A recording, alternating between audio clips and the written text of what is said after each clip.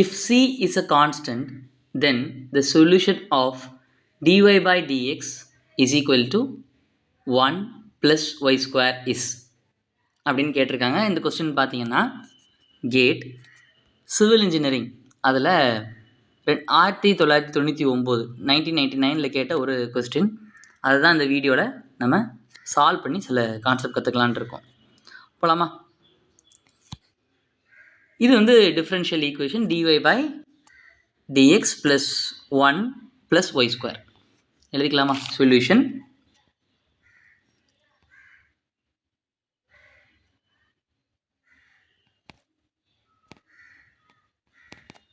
Okay.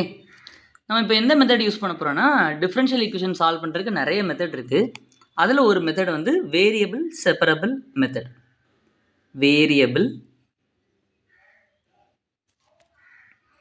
Separable method MTHDன்னு எழுதியிருக்கேன். சரியா? ஸ்பேஸ் கொஞ்சம் கன்ஸ்ட்ரெயின்டாக இருக்குது, அதனால் எப்படி எழுதிட்டேன். கொஸ்டின் எழுதிக்கலாமா?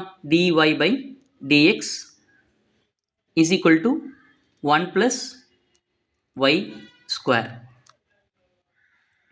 இங்கே என்னென்ன வேரியபிள்ஸ்லாம் இருக்குது?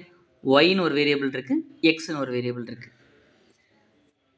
ஸோ இப்போ y எல்லாத்தையும் ஒரே இடத்துக்கு கொண்டு வந்துருந்தோம், x எல்லாம் இன்னொரு இடத்துக்கு கொண்டு வந்துருந்தோம். ஸோ த பெஸ்ட் சாய்ஸ் என்ன? இந்த 1 plus y ஸ்கொயரை நான் மொத்தமாக என்ன பண்ணிக்கலாம்? Together 1 plus y square. இந்த dx அந்த பக்கம் கொண்டு போயிடலாம். You can bring dx there. சரியா? now இப்போ என்ன பண்ண போகிறேன்? I'll be integrating on both sides. நான் இன்டகிரேட் பண்ண போகிறேன். இன்டகிரேட் பண்ணால் 1 plus y square dy அது என்ன நம்ம பார்க்கணும். Integration over 1 divided by x square plus a square dx என்னன்னா 1 by a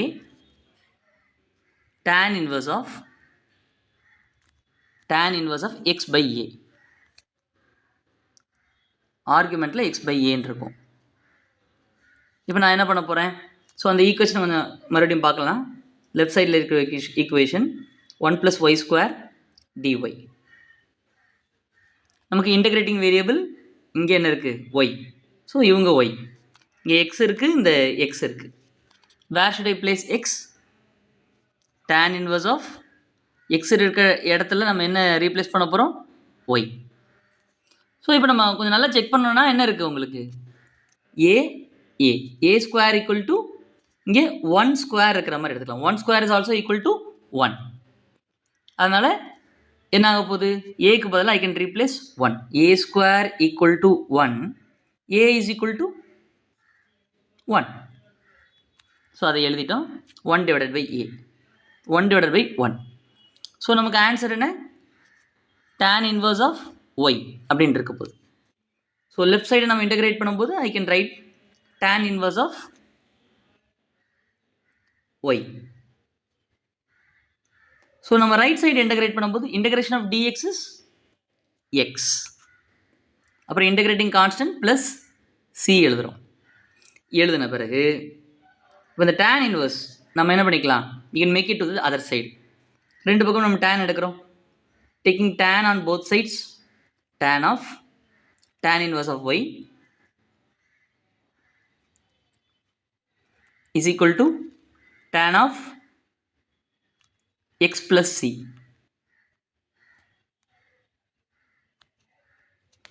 ஸோ அப்போ என்ன வரும்? tan inverse of tan is அந்த ஆர்குமெண்ட்டில் யார் இருக்காங்களோ அந்த ஃபைனல் டேர்ம் மட்டும்தான் லெஃப்ட் ஓவராக இருக்கும். ஏன்னா tan of tan inverseங்கிறது இன்வர்ஸ் ஃபங்க்ஷன். ஸோ மீதி யார் இருப்பாங்க? Will have only y. So y is equal to tan of x plus c. ஏன் இந்த கான்ஸ்டன்ட் போட்டோம்? we did என்னது? Indefinite integral. இன்டெஃபினைட் இன்டெக்ரல்னால் லிமிட்ஸ் இல்லாத இன்டெக்ரல் பண்ணும் பொழுது முக்கியமானது இந்த கான்ஸ்டன்ட் ஆட் பண்ணணும். ஏதாவது ஒரு கான்ஸ்டன்ட் ஆட் பண்ண போதும், எது லெஃப்ட் ஆர் ரைட்.